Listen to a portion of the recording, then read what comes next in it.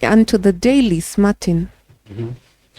Yeah, today on the dailies, the nation we have Daily Nation we have courses skills that will land you a job first. And details down there, they're saying employers in Kenya are in dire need of workers in the fields of uh, information technology, finance, business management, engineering, transportation, logistics, and law. So social skills, including effective communication and critical thinking, are also key factors during recruitment, according to a new skills gap study that is on page 2 and 3 of the Daily Nation. And then hapo beside we have Ruto addresses EU Parliament. Uh, Yesterday we saw President Ruto being given a standing ovation after his address at the EU Parliament there. And then down there we have floods. Gachagua takes on governors. Deputy President Rigathi Gachagua has told governors to stop blaming the national government of the failure to address the plight. Yeah, so and then up there we have Anjeri to face MPs today over 17 billion fuel saga. That one is on page 8. And then on the standard we have police in crisis talks over damning report. Retired Chief Justice David Maraga's task force made stinging recommendation against the National Police Service Police Commission, and a meeting has been set for next week after one aborted yesterday to discuss ways forward and start the implementation process, including calls for commissioners to head home. Yeah, that's on the standard. And then down there we have farmers get maize dryers to curb post-harvest losses. And then there we have still President Ruto's speech, a standing ovation for Ruto in EU. Yeah, those are the main headlines on the standard. And then when you head on the Star says revealed top county hospitals in big mess. Understaffed, lack essential supplies, and unable to deal with many medical emergencies. And then we have wildlife make a dash for it as they moved to conservancy. Yeah, and then beside hapo tuko na brace for another week of flooding misery, says meteorological department. Down there we have parliament probe. MPs summon Chirchir and Jerry over 17 billion oil saga. Down there we have Tuali Mombasa choking with land grab cases. When we shift on the People's Daily, we have home owners lose in Kirima land row. And then some hint there, properties turns as our land CS Alice Wahome rules out any government intervention after court declines to suspend eviction order.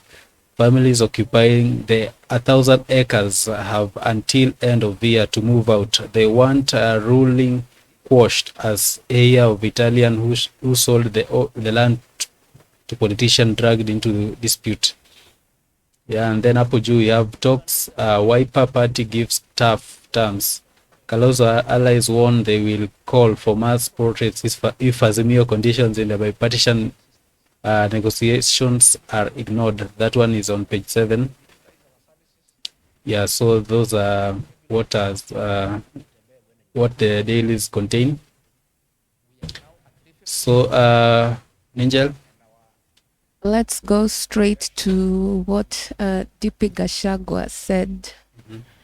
He made some comments there about there's some comments DP Gachagua made in regards to the economy, about fixing the mess. yeah, And I quote verbatim, he says, how do people expect a government to fix a 10-year mess in 1 year? We must be truthful to Kenya.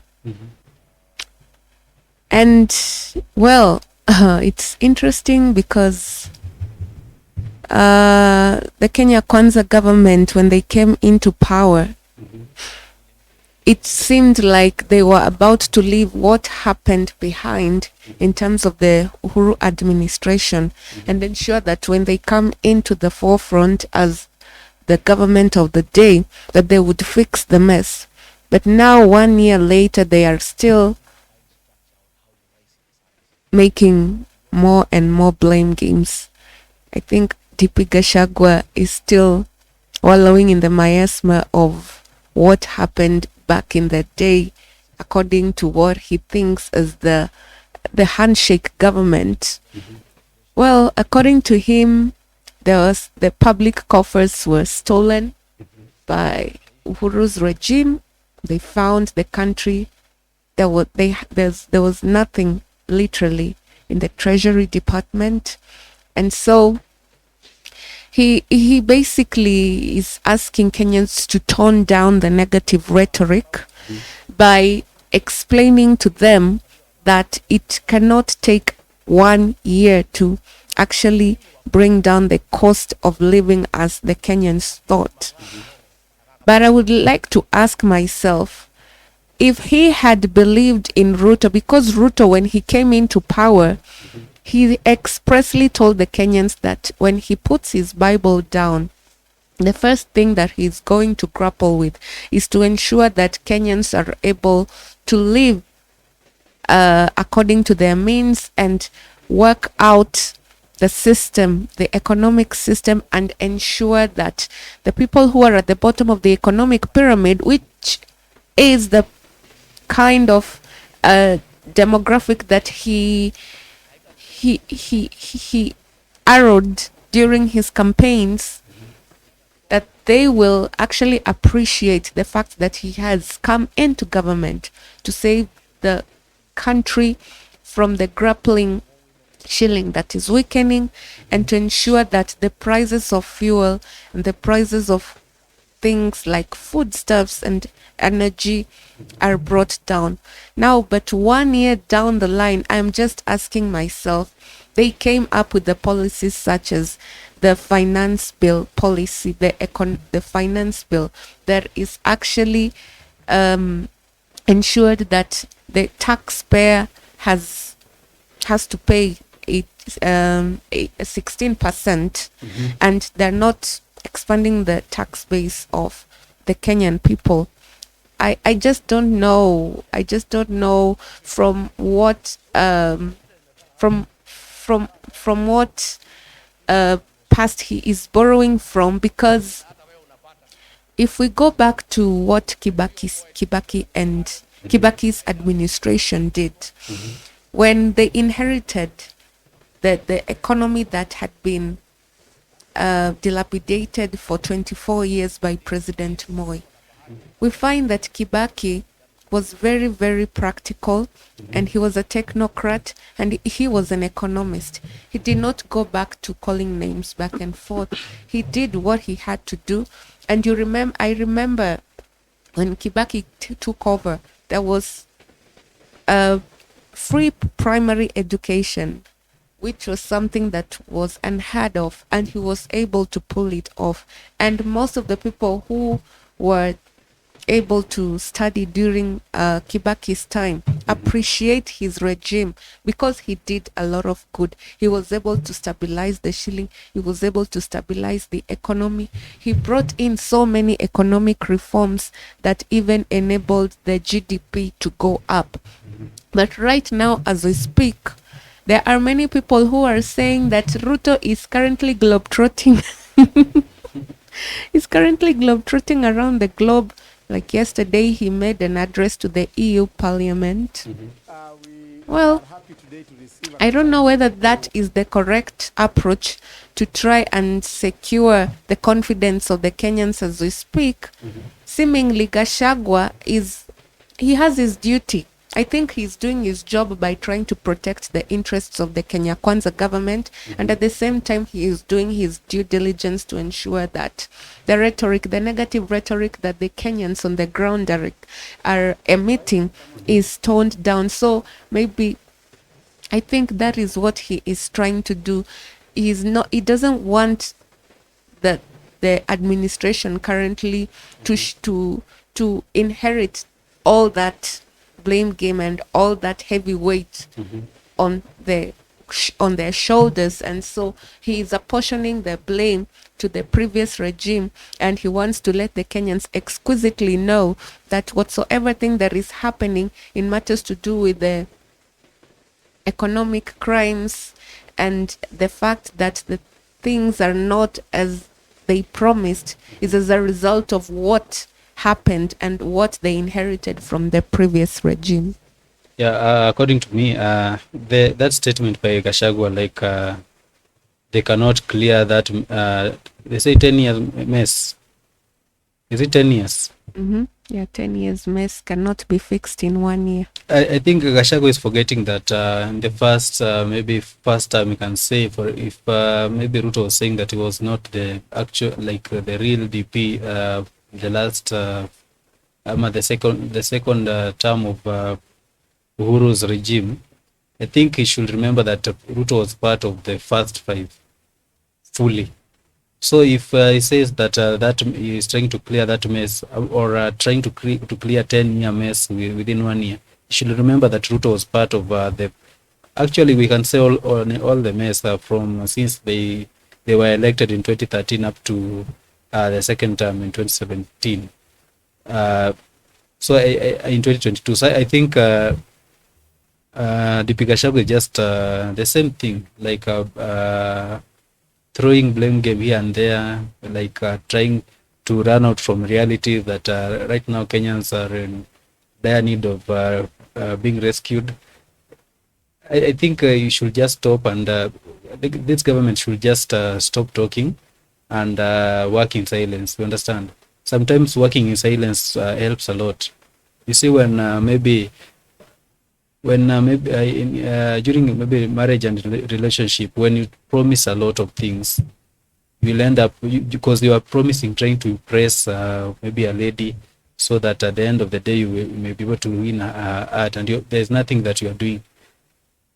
That one you see, nini maneno ukiongea sana kuna saa zingine mtu anachokanga. So I think it's high time that you work inside, you be silent, and una work your silence yako, as in you are silent but things are moving in Kenya. We have not said that nani DP Gachagua ama this government to deliver like a heaven on earth in a duration of 1 minute. You understand? Kenyans are not fools. They know Kenyans are educated, and they know what it entails in some way, even though they don't have the details, but they have tips on how some things are managed. Because even Kenyans themselves have their own businesses. They know that some fixes cannot be done in a short period of 1 year.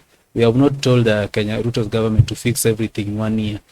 You see, there is a difference between doing everything in 1 year and trying to deliver within trying to create ways hints that you will be doing an excellent job in 5 years. Because I think they say that 1 year is a litmus test of what will happen within that 5 years or 10 years if they want to run for the second term.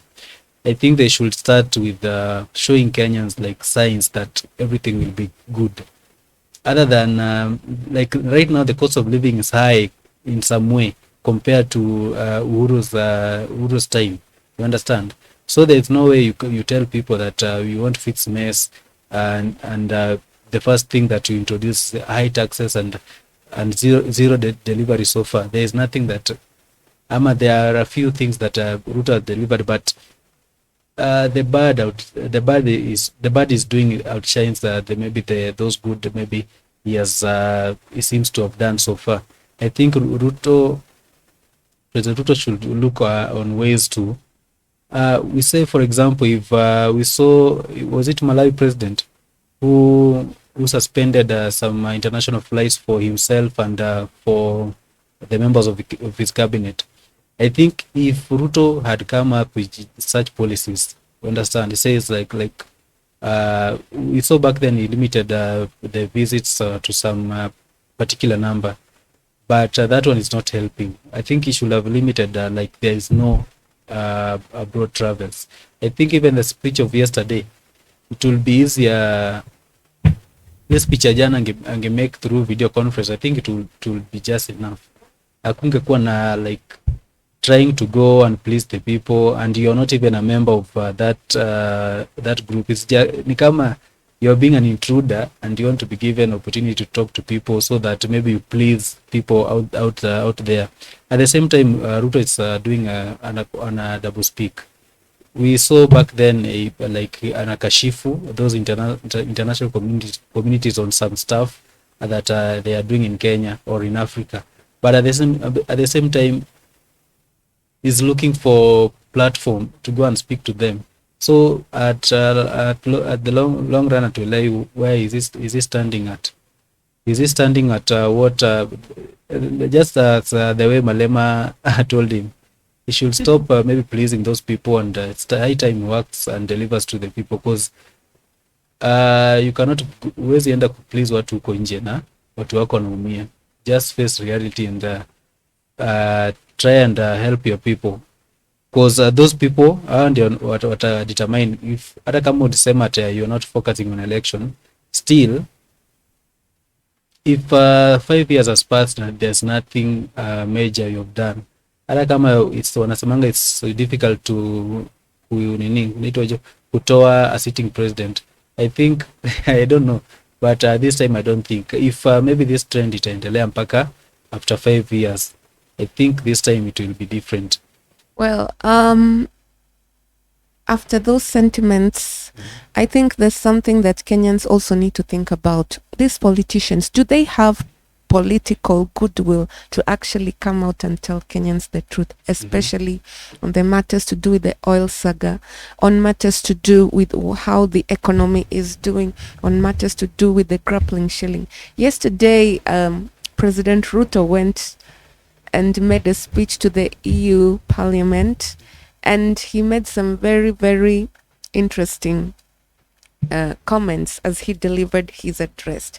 And I heard him expressly say that he was urging the EU Parliament to support proposed reforms to leading financial institutions like the IMF and the World Bank, because he noted that there are many countries in Africa that were facing debt burdens owing to what he described as a skewed borrowing structure, which he said has made loans for African countries 5 more expensive than the developed nations. So he was also asking the EU members to invest in the renewable energy sector. And he also highlighted to the EU members that Africans are not asking for handouts. Africans are just asking for an equal footing, an equal opportunity for them to be able to trade, for them to be able to fight for that space as per the other countries in the developed world. For us, most of us in the African continent are developing, but there are others which are developed. Yes. So I think, and also he made some very interesting remarks as per regards to the issue of Haiti, whereby Kenyans are supposed to, the Kenyan government is supposed to, release some of the police to go and, mitigate the issue of stabilizing the Caribbean nation that has been rocked by the gang violence over the years. And he actually asked for support from the EU to support the Kenya police-led mission in Haiti, following its approval by the Kenyan parliament. Actually, did the Kenyan parliament really approve that? And as per what is happening in the country, we still have criminal cases that are prevailing in the country. We still have in the Rift Valley region, people are still grappling with security because communities are not happy with the way things are happening. There are still bandits who are fighting one another. The communities are fighting one another. We have so many issues that are happening in the country. We have El Nino rains. There are people out here who have lost their homes due to these El Nino rains, and the roads are unpassable. So many things that are happening, and yet Ruto is out of the country. Some people are commenting, globe trotting around the country. This is the what trip again? So, is it the 40 something, 50 yeah, something? it's many. So I think for me, I'd say that there just needs to be political goodwill. I think that is what is lacking. To ensure that this country moves forward. These politicians are just taking us for a ride, if you ask me. Yeah, there's just too much talk. There's still so many stories. We don't want stories. Please just do what you're required to do.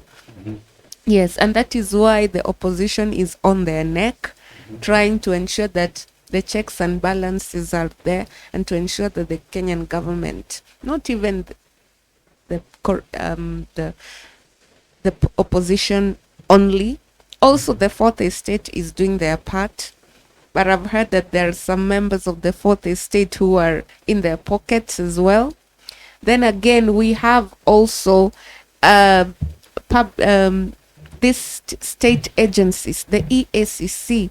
I think we should call out on the EACC, the DCI, the state agencies that are supposed to do their due diligence in ensuring that the economic crimes, the perpetrators of economic crimes are brought to book. We are yet to see that. I still remind the government the issue in Wasingishu about the Finland scandal. What have you done about it?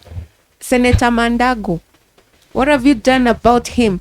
What is going on? Are you just trying to put a lip service and saying that mambo ni matatu, and yet you're doing nothing? There's so many things that are happening. Kenyans are not stupid. We're reminding the government to be accountable, to be transparent, and to ensure that they deliver the services. Because Kenyans are watching. Kenyans are woke. Kenyans are no longer the people that you'd give them 50, 100, 500 shillings and they'd walk away. Right now, they're looking at you, or they want to see the government perform, because as long as the government performs, then we as Kenyans are moving forward and our lives will be easier. So we want this government to succeed, and more so. I remember I attended one conference when I was working as a PR and a communications officer in a certain organization, and we were taught by one of the experts that you're supposed to learn how to under promise and over deliver. When you're dealing with a client, learn to under promise and over deliver. Do not make too much promises to the client that when it comes to delivering the results that are required, you do not do what you said that you do. It is better to say, I will do 1 to 3, then 5 to 10 or to 12. We will see how that goes. But at least try and make 2 to 3 promises, things that you're sure that you can do, but over deliver and do even up to 5, so that the client will actually see that you are doing your job. You are over delivering, but you're under promising. I think the government should go back to the drawing board. The economic advisors plus the president and the CS and the executive, they need to go back to the drawing board and recalibrate and see how this country must move forward. If it means doing away with that finance bill to ensure that the Kenyans actually their economies are stabilized, then I think maybe that is the way to go. But what do I know? So on the same issue that you said, Ruto was telling the EU that Kenya, that the Africa is not living on on peanuts or on borrowing stuff like that. So yesterday I saw an interesting thing. After he addressed the EU Parliament, he got another loan. I don't know. So sometimes even as Kenya, we're just wondering what's happening. Like you go lecture some people on loans, and then after hapo unapata loans. So we don't understand what Ruto is really doing about issue na loan. And then about issue with that lady Anjeri and the oil scandal. We saw Malala come out yesterday and trying to pin that on Uhuru and Raila, and he was saying just a bit. So he was saying that Uhuru and Raila are trying to use that lady. Just a bit.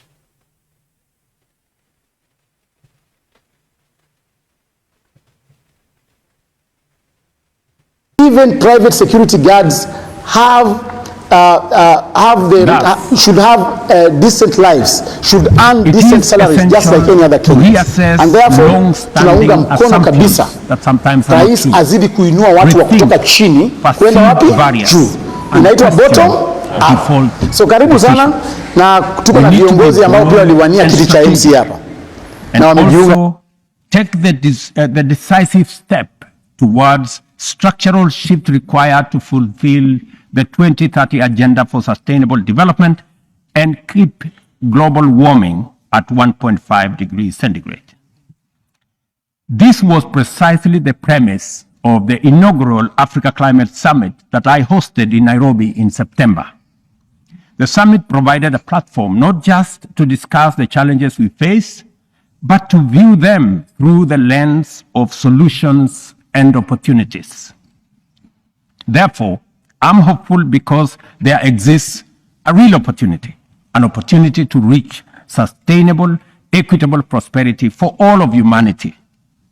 An opportunity. Yeah, we apologize for that technical error, technical hiccup, but Malala came out guns blazing, saying that Raila and Uhuru ordered the march, talked about 17 billion shillings diesel that Anjeri claimed is hers. The UDA Secretary General claimed that 17 billion shillings was stolen by Uhuru's regime. And quoting verbatim, he was saying walichukua hiyo pesa na kununua mafuta kwa njia ya Njeri. Kwa hivyo wanatishia rais akubali mafuta yao. Malala claimed that way. And then he further said that that at the center of the saga has been purported businesswoman Anjeri, who from the onset claimed ownership of the 10,000 metric tons shipment valued at Kenya shillings 17 billion. 100 metric tons shipment valued at 17 billion shillings. So Malala claimed Raila worked in cohorts with former President Uhuru Kenyatta to procure the oil, and according to him, the Kenya shillings 17 billion involved were proceeds of grand theft in the sunset days of Uhuru's administration.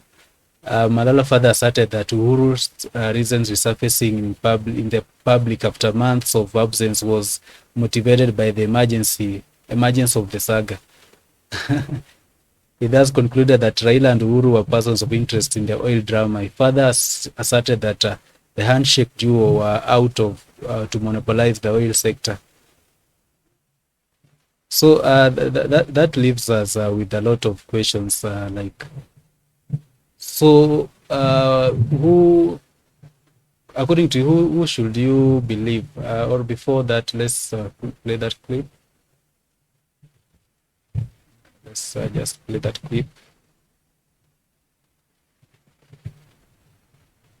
So according to what's happening, of course, in some way you can say someone is trying to protect the other. In this case, maybe Malala is trying to protect his boss or the government, because you can't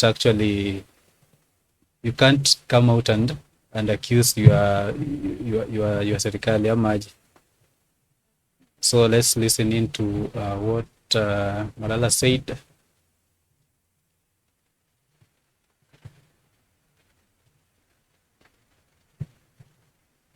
We already know your interest in that scandal. So wameanza kutisha rais, ndio rais akubali mafuta yao hiyo ingie. Hiyo mafuta ikiingia, wagawane pesa zao zile ambazo walikuwa wamepora Kenya, 16.9 billion Kenya shillings, yenye walitoa within 24 minutes. Mnakumbuka hiyo kitu? Sasa ndio hizi zinarudi Kenya. Sasa sisi si wajinga kama serikali. Ndio unaona vile tumefinya njeri. Uhuru Kenyatta ameamka haraka, amekuja. So Uhuru Kenyatta and Raila Odinga, you must declare your interests in this fuel scandal.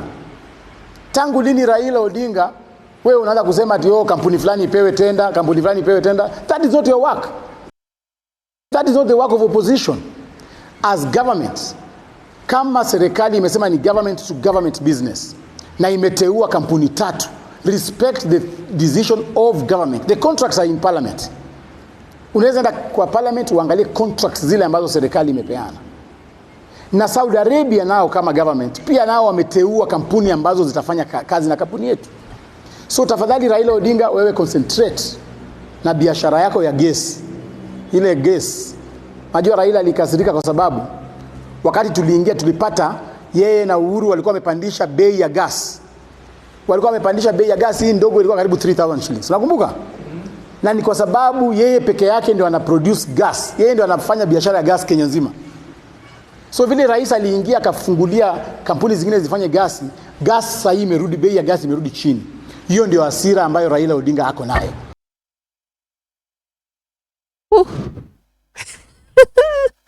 Oh my God. Those accusations are very serious. They're very, very, very serious. So according to what we are seeing there, and the way he's trying to link the return of Uhuru Kenyatta into the public limelight. First of all, are we sure that maybe that was just a one-time return of Uhuru Kenyatta and then arudi mitini? Unajua, like maybe you came because he had made a promise to do a contribution to that church he attended on Sunday, on building that church. I think it's a promise he made maybe before I was before his term came to an end as a president. So we are not first sure if maybe Uhuru Kenyatta has made a permanent comeback into active politics, according to me. And then the other stuff, Malala has not explained how, maybe has not explained or hajatetea nitoje CS of energy and the treasury CS. I think he should have explained how innocent are the energy CS and the treasury CSs. So I think according to me, Malala is just trying to protect the image of the government, because he has not even revealed the details, because there are other concerns maybe Raila raised kama who allowed those the ship who allowed the ship to into the country. Unajua vitu kama hizo hajajibu. He has not given details of maybe what he has not justified, like he has not explained some of the details, some of the misses that Raila pointed out in his expose. Or what do you think? Exactly. I think what Cleopas Malala, Secretary General of UDA, is trying to do is just trying to protect his boss, protect their interests, and he's trying to skew what the media has as per what Raila released, the dossier and the analysis that he made as a result of that G2G oil scandal. So I think that what he's actually saying is that leave the government alone and let the government do its work. He's just trying to downplay what the opposition said, the opposition leader Raila Amolo Odinga said. But if you're to come to the forefront and tell Kenyans, that what Raila said is actually not true, there are some specific questions that Raila brought out. And he called out on the state agencies to ensure that they investigate and bring transparency into the G2G agreement between Kenya and Saudi and UAE. So I find these statements by Cleophas Malala very problematic as a national leader and as a Secretary General of UDA. I think he's not the right person to defend the government in this issue. I think probably maybe the statement about the government's play in this oil business should come from maybe the spokesman, and he should give us a detailed report on how this G2G business transpired so that the Kenyans can understand, because we cannot unhear what we heard from the Kenyan, from the opposition. Do you also remember about the finance bill? It was Raila Amolo Odinga who poked holes on that finance bill, and it became the biggest conversation. And it is as a result of poking holes in that document that the Kenya Kwanza government had to rework it again. So you see, public participation is very important, and this is something that the government needs to understand, that as Kenyans, we are no longer the Kenyans who just listen to what you're saying and swallow it. We will, we will take time to question, we will scrutinize what you're saying, we will ask questions. And there are people on the ground who are actually asking questions. Why is Malala talking like that? Why is he saying things like that? He should substantiate what he is actually saying. I mean, we do not want hearsay from a person like Cleophas Malala. If you are going to talk about that issue is something that is hurting us as Kenyans, because right now people are still complaining that the oil prices have gone up. People are still complaining that the cost of living is still up. People are asking the government to ensure that the cost of oil goes down. Now, if you just do it by 2 shillings, then it is not much that you're doing. Please do something about the cost of oil. Let it go down. And as per the questions that were asked, because opposition leader asked some very critical questions, and the government is evading these questions. The criteria on how this oil was procured, how the transaction began, where is this oil, who are the people, the key players. Yes, we need to know all that. How come we are hearing about this G2G agreement, then all of a sudden Ann Njeri is coming to the forefront trying to fight for her oil? And then all of a sudden, Malala is trying to say that Njeri represents Raila and Uhuru. These are just baseless accusations. Please do not take us for a ride.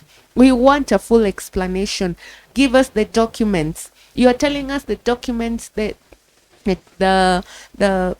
what are they called? The transactions, the contracts are in parliament. Yes, the contracts are in parliament. Give us the full details, the transactions that you've made. Give us the criteria. There's so much documentation that is involved in such a $1 billion transaction here. So do not take us for a ride. I think the thing maybe the government will have done better was we see the same way Raila prepared a press briefing for that expose. The government should do a press not responding to Raila direct, other than maybe trying to speak on public rallies and public meetings. They should just prepare a proper press briefing with the full details. Not just trying to cancel what Raila was saying, but trying to cancel what Raila was saying, but hauna facts, maybe hauna evidence. You don't have solid evidence. You don't have anything to prove that what Raila said was wrong. You're just maybe you're trying to give your mind. You understand? You're trying to give your theory. I think they should, Malala should maybe organize not even Malala, it's not his capacity. Like President Ruto should prepare a press briefing, maybe even the government spokesman, and trying and counter what Raila says with the facts and details. And the comment section hapo tuko na, we have a comment from George Wandere, anasema the problem with Kenyan leadership is that they are looking for recognition. They want the world to know that they exist, but what they forget is the world has their own, and it does not care much about you. They come to you when they want to use you for their gain. They say Africa is dark continent. That's very true. Maybe if I can add something. Okay. The parliament, they usually have these committees whereby they question the CSS and they question the government personnel on their status of their docket that they were given. I think there is a parliamentary committee that has been organized to actually question this G2G agreement. And this G2G agreement, I think it's something that should have been taken to parliament even before the transaction took place, so that the parliamentarians or the committee that is involved to ensure that this transaction is as per the rule of law, it should have gone through, they should have passed through that test, going through parliament first, so as to ensure that what the government is actually doing with the taxpayers' money is right. True. But now we've heard that the parliament is actually planning to question the CS Chirchir, and Anjeri is also going before the parliamentarians committee to answer questions on the deal of the G2G. I think that will be the best thing. I think it will shed some light. It will bring out some of the things, the answers that we are looking for. And also to add on to that, I think the EACC should also do their due diligence, because there are so many corruption cases, and I'm still going to insist.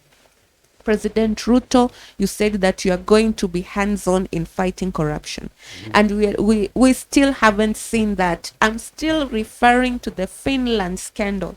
The Finland scandal. What have you done about it? You're the one who said that those who were implicated, if the EACC has the EACC finished doing the investigation on that, the DCI, what have they done about it? Who are the people who are implicated in that scandal?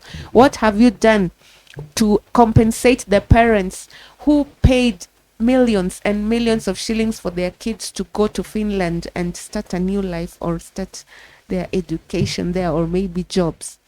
What have you done about that? Secondly, barely a year has ended, a year has gone, and then this G2G agreement is being poked holes in between. It is sad to have a government that is being scrutinized day in, day out, because it seems like this government is treading on dangerous grounds, and Kenyans are watching.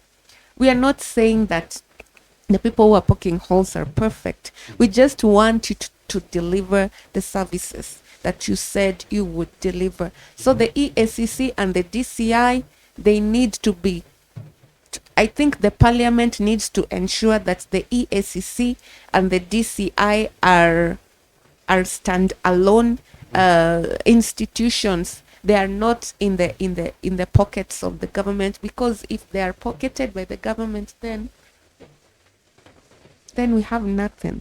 Yeah, that is very true. I think on the let's shift to yesterday. We saw the Wiper Party brigade met. There was a delegates meeting on the Wiper Party, and they, after that, they gave how can I say it, explosive explosive pressers press statements there. Explosive presses. Yeah, so I think let's go. Let's listen into one of the Wiper Party officials speak on what they agreed, or what maybe came out of their meeting yesterday.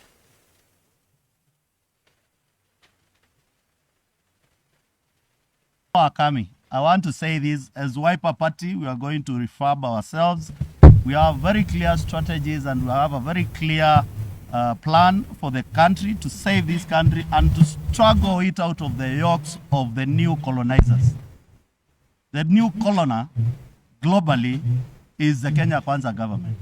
They are colonizing Kenyans.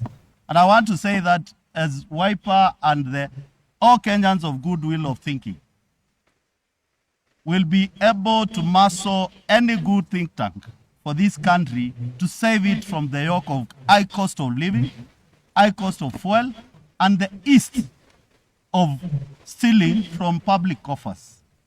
We are here to see, and we want to call upon all the agencies to work independently and move with speed to tell us what is this G2G on oil matters.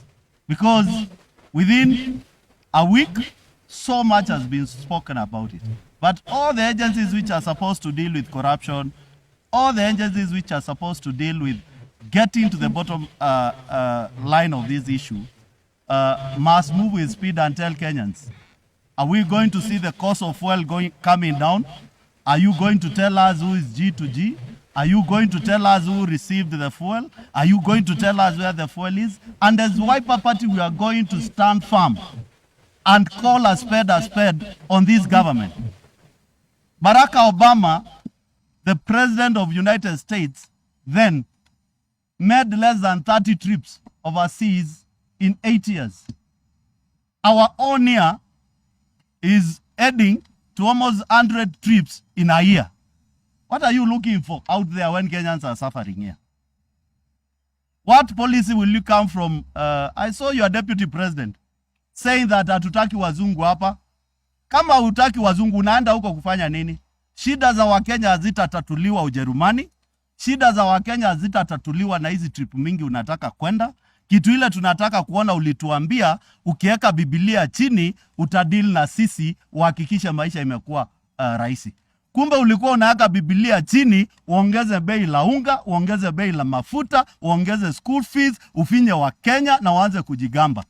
Nimesema hivi na hatutarudi nyuma. Ukoloni mambo leo lazima ishe Kenya hii, kwa sababu wa Kenya wameumia. And I want to thank all the delegation from all those counties and tell you we are going to move forward to liberate this country. And moving forward, you are going to see more of us moving to every corner of the world to tell the world the truth, what is happening in Kenya, and the savior of this country come 2027 or before 2027 is Dr. Stephen Kalonzo Musyoka and Azimio, na Azimio tutakaa imara tukiwa hatuna bugudha yoyote na mtu yoyote. Mungu abariki Kenya. Kenya tuendelee kuvumiliana, lakini lazima tutoke kwa ukoloni mamboleo ya Kenya Kwanza. Deliberate the issues on how we are going to strengthen our party at the grassroots level, on the issues of doing recruitments of our parties, and how we are going to do the official launching of our recruitment, which is going to be next month. Again, we also have received members from 5 counties today, very senior members from Tharaka Nithi, Meru, Embu, Isiolo, and Narok. We have received members, strong members from those parties. And as a party, we are looking forward to receive more members and to work with all the members from all the counties in this country, because Wiper now is the party to watch, with a candidate who is going to solve the issues of this country in terms of cost of living, the high price of petrol, education, and everything else. So we have a solution as a party, a Wiper party, that we have a candidate who will solve the problems of this country once we elect him as our president in 2027. So in that issue, we are actually strengthening our party. We are working on our grassroots levels of our structures and our registration of our memberships. Yeah, as you can, registration is *509#, then you follow the instructions. Thank you. Yeah, I think what I have to say is this, that the country is really yearning for sobriety. And it is yearning for concentration and for people can sit down and solve these problems. Usually what happens, if you look around the wind, is any new government in office will succeed in the first year. When any government fails in the first year, because look, government works in 3 years. The fourth and the fifth year usually is the election. So if you fail in the first year, there's no guarantee you can go anywhere in the other two. So we have a problem, and we think we have a solution, because we have a Kibaki type candidate. Remember, the best president we ever had is Mwai Kibaki. You didn't see him in the streets. You didn't see him in foreign capitals. He sat down, he worked, and he delivered for us. So the country is looking for that again, to reconnect, because I think we disconnected. I don't want to say what I was actually going to say. Maybe it's not correct. But let me say this. I think we made a mistake in 2013. That is where we should trace our problem. 2013. Because and we not done that. And we taken that Mzee and the Kalonzo Musyoka. They would have followed the Kibaki's policies. So we independent from that as a country. And we really need to begin to think about ourselves, because we have not been seriously thinking. So for us from Meru, we see Kalonzo as the answer, because it's in demeanor, it's collectiveness, it's in diplomacy. When you look, it's presidential, it's a very well-balanced Kenyan, is somebody that if this country is lucky to have in 2027, then you are very likely going to produce for ourselves another Kibaki, and that can only be good for us. Because right now, the country is in a very tricky situation. And I think everybody can see that. So we think all this delegation here, which has come to support the Kalonzo Musyoka, we think he's the best candidate, and we are very proud to. That was the Wiper Party. The Wiper Party making some very strong sentiments there about the government and how they have failed. Before we get into that, let us go to the comments section. We have Ronald. He's saying it's like Wiper na Kalonzo wanajifanya kana taking over opposition. Without ODM, Kalonzo is nothing. Ronald, thank you for watching. We have Peter Alusa, who is saying mediocre and hypocrisy. Yeah, he has also commented and said, President Ruto was not part of the scam. You like to blame government for your wrongs. President has said very clearly the document. Where's that comment gone? Yeah, he's saying President Ruto was not part of the scam. You like to blame the government for your wrongs. President Ruto has said very clear, the document of G2G are in parliament records, and any MP or anyone who is free to go read them. Kuna Fabian Kemboi, he's saying watermelon can't even imagine to win. Victor Edwards, huyu professor amefanyia nini Wameru before aanze kutufunza? Interesting comments there. Thank you, Victor Edwards, Fabian Kemboi, for watching. And then Peter Alusa still saying Azimio has realized that outcome of Azimio have realized that the outcome of the talks can only give position for one person or two. Now everyone wants his share, so it's better not to pretend and give new demands which are impossible.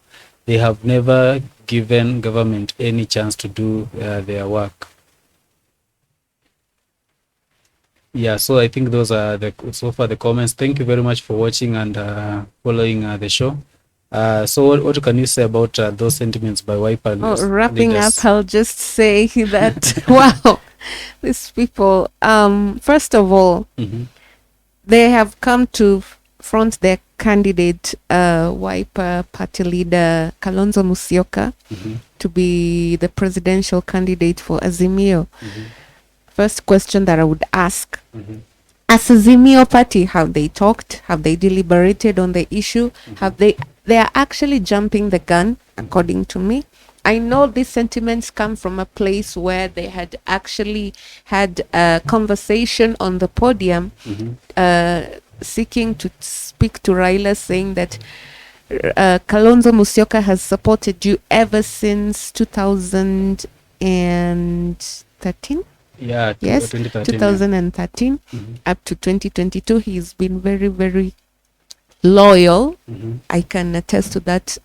Kalonzo Musyoka is a very loyal guy. But that being said, have they actually sat down? Because Azimio coalition has many parties. We have Jubilee, we have ODM, we have NAK Kenya, we have Usawa kwa Wote, we have Wiper, and then Eugene Wamalwa. We have Eugene Wamalwa party as well. I think it's still premature for me for them to come out and front Kalonzo Musyoka as the presidential leader to, to vie for the presidential bid at 2027.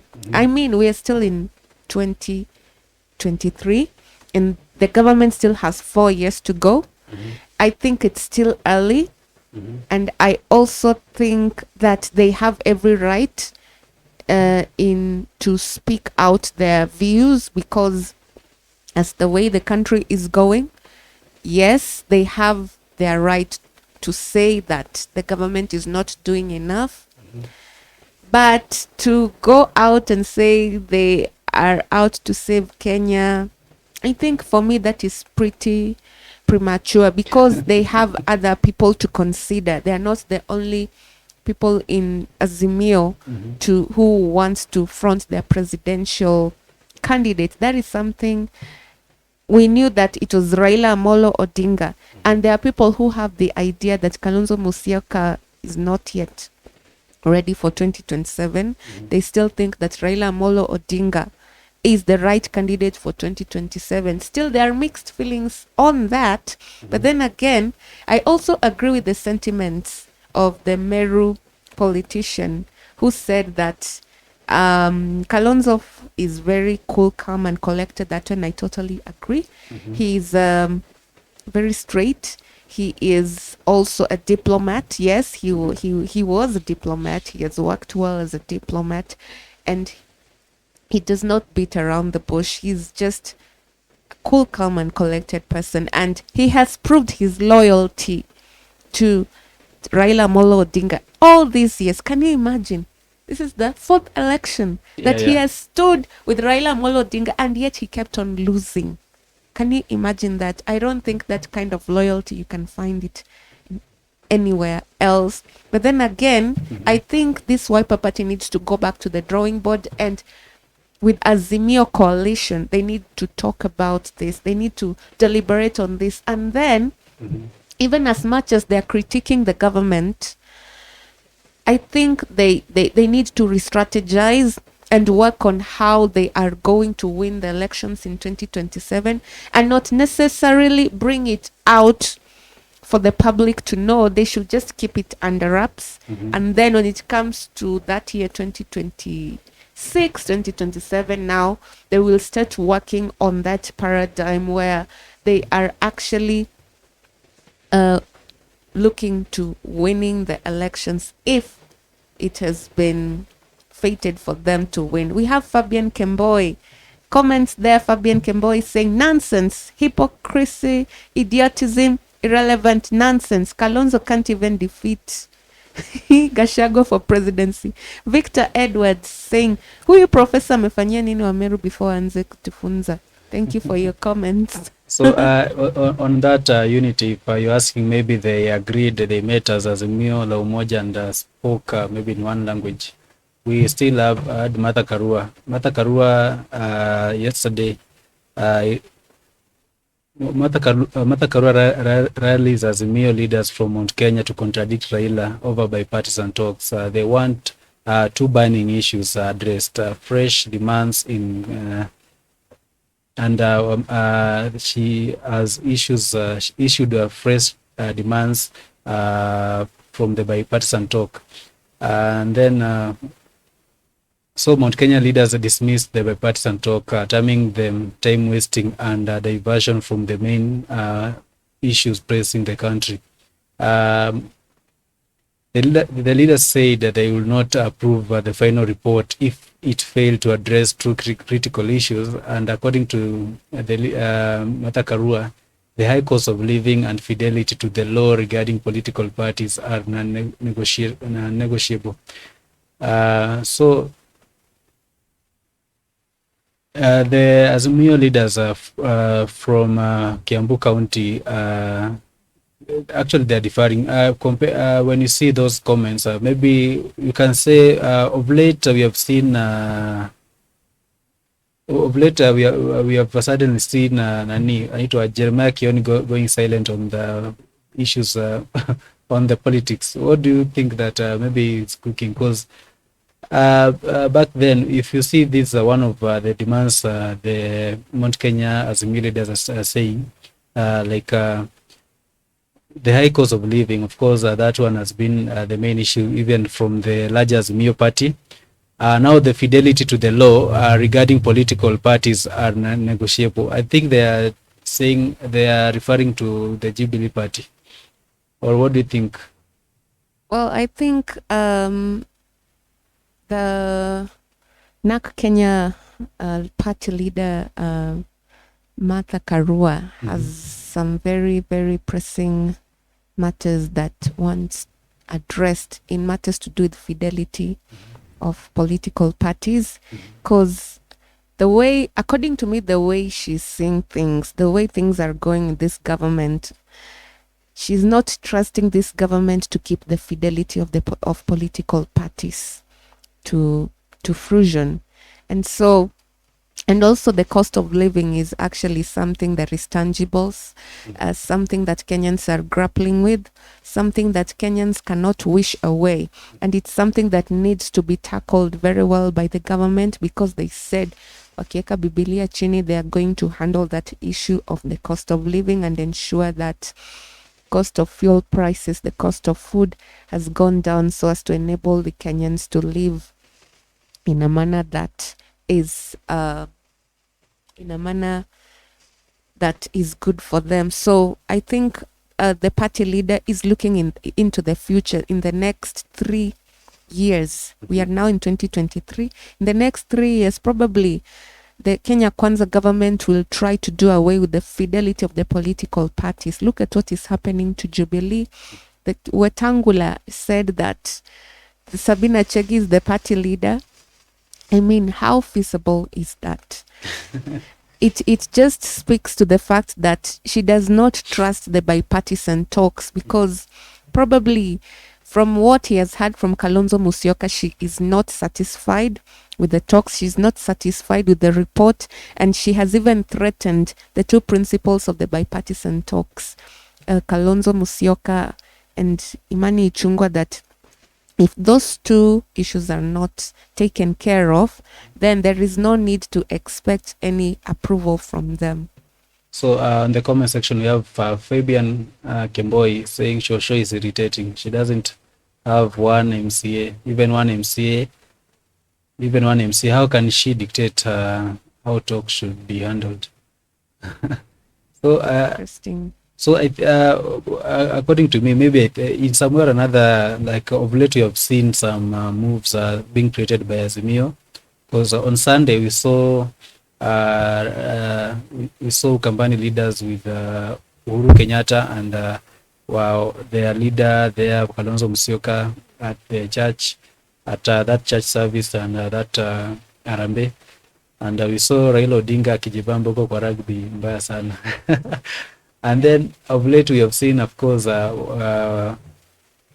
maybe someone has told Kalonzo Musyoka that you cannot just sit and wait for presidency to be given to you. And sahii anajaribu kuchangamka.